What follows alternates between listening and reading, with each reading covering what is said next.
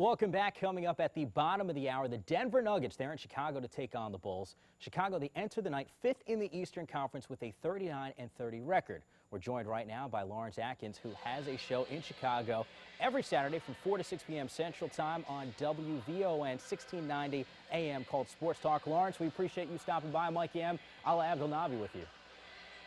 Thanks for welcoming me in, and thanks for having me, guys. Lawrence, it's a pretty big game when you consider it's the Chicago Bulls. It is the Denver Nuggets. Both these teams at this point playing some good basketball. Maybe not Chicago. They've dropped 2 straight games, but a nice challenge for the Denver Nuggets. From the Chicago perspective, we read the other day that it wasn't them practicing. Scott Skiles actually gave them a day off. That's kind of unusual, isn't it? Not necessarily a day off. He did have those guys in and had them watching film, I guess, of the last 2 ball games. They dropped, obviously, one to a team that they shouldn't have lost to, the Memphis Grizzlies, and they probably should not have lost on Tuesday night to the Los Angeles Clippers. So I can imagine that Coach Skiles is pretty upset, and he had those guys watching some extended film sessions up in Deerfield. Lawrence, this team has lost 2 after winning 7 out of 8. Which team should we expect tonight? The team that's won 7 out of 8 or the team that's been on a 2-game losing streak? I think you're going to see a team come out tonight with fire and brimstone. The Bulls, unfortunately, are a ball club who has a lack of inside scoring. They're a live by the J and die by the J team. If they're not making jump shots, Ben Gordon and Luol Deng, then they usually struggle. And that's what happened Tuesday night against the Clippers. Gordon and Deng were combined, I think, 12 for 27 from the field, and they just were, I don't even think it was that good. I think it was like 8 for 27 from the field, and they struggled. Yes, you got a big game out of Kirk Heinrich, but Gordon and Deng gave you not normally what they give you. It was just a struggle.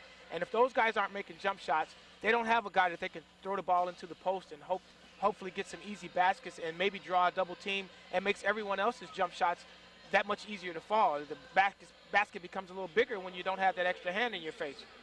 Lawrence, you talked about some of the bigs, and really the big acquisition for this team was Ben Wallace. He's starting to play more consistent basketball, and you look at the assist totals, a little surprising. Over the last couple games or so, last 10 or so, he's been averaging almost 4 a game, which is not Ben Wallace-like. Is he starting to get more comfortable in this offense? I think he's become a little bit more acclimated with his teammates, most importantly. I don't think Ben Wallace has ever had a problem with learning any offenses. He's a pretty bright basketball player. He has a pretty good high basketball IQ.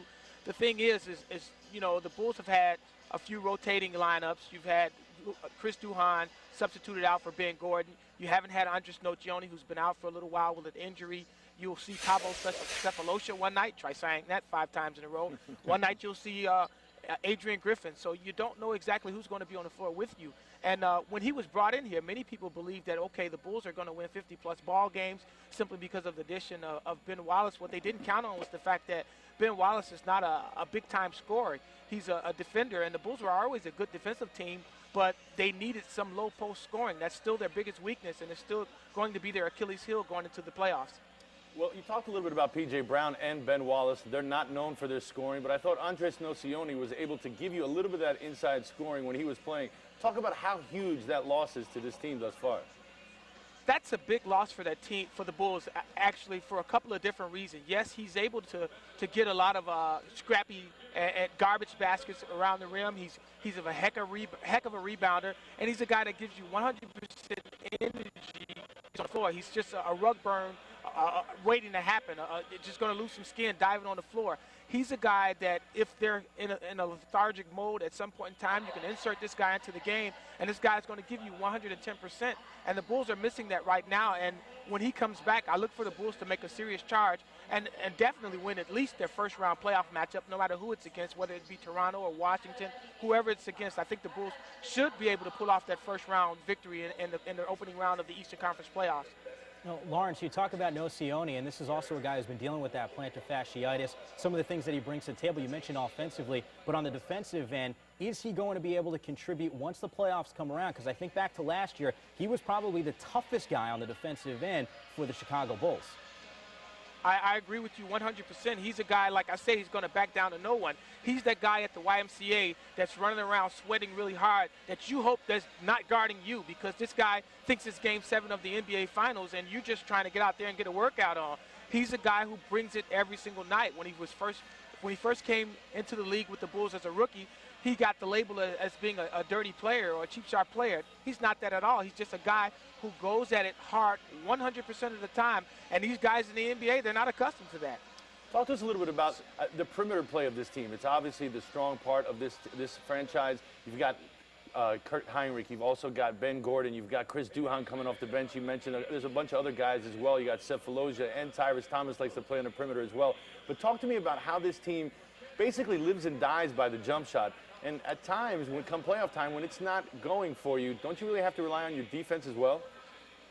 The Bulls will have to rely so much on their defense simply because you just stated it. They don't have anyone to get them easy baskets in a close game. Hello, Eddie Curry. I was one of the few people who was against trading Eddie Curry, and it was very unpopular sentiment because many people just wanted to run this guy out of town because he didn't rebound very much. Well, lo and behold, look at what he's doing with the New York Knicks now. If you still had Eddie Curry on this team, and I hate to speak in ifs because he's gone, he's now a New York Knick, and he's going to be there for quite some time.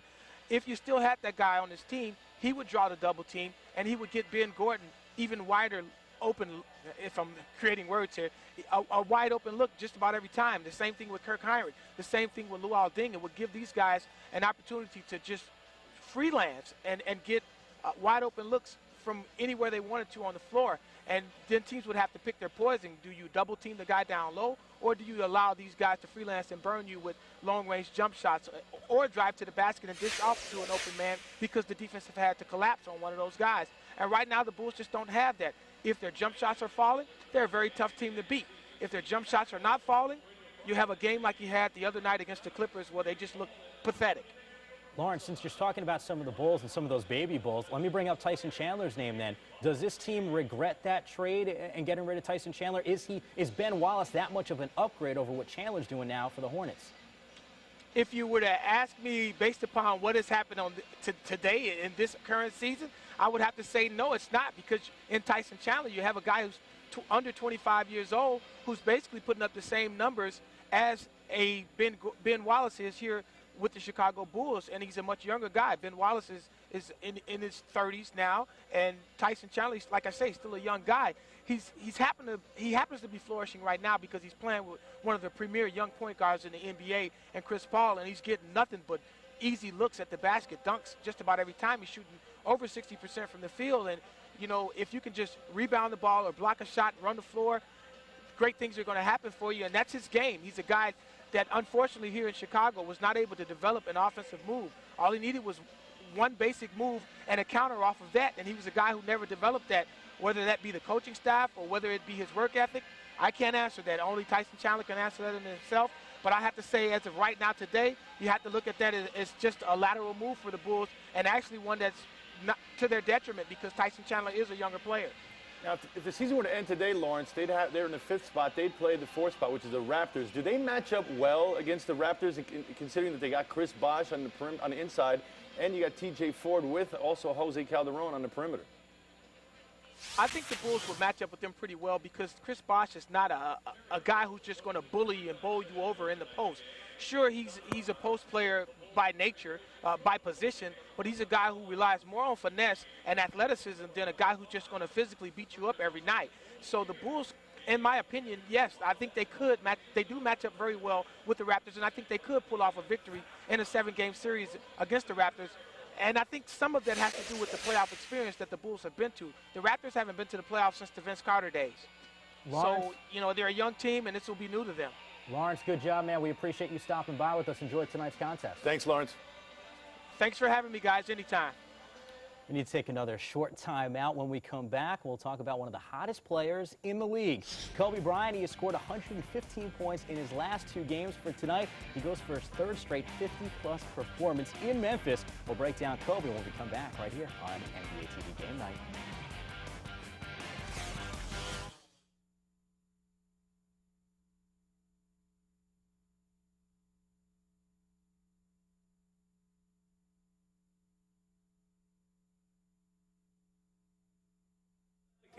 Hey, Q, real quick, I'm sorry, dude. In D6, No comment. I love Gail Goodrich. it says tonight he looks for 2. Could you just take out that word?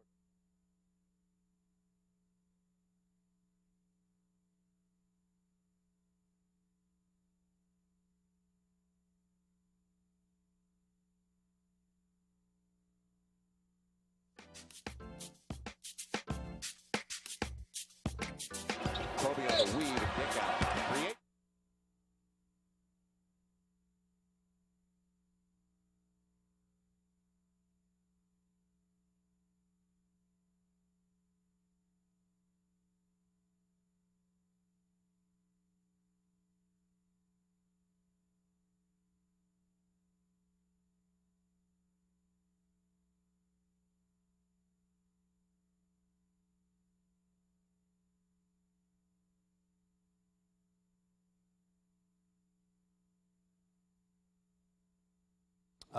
Will I read?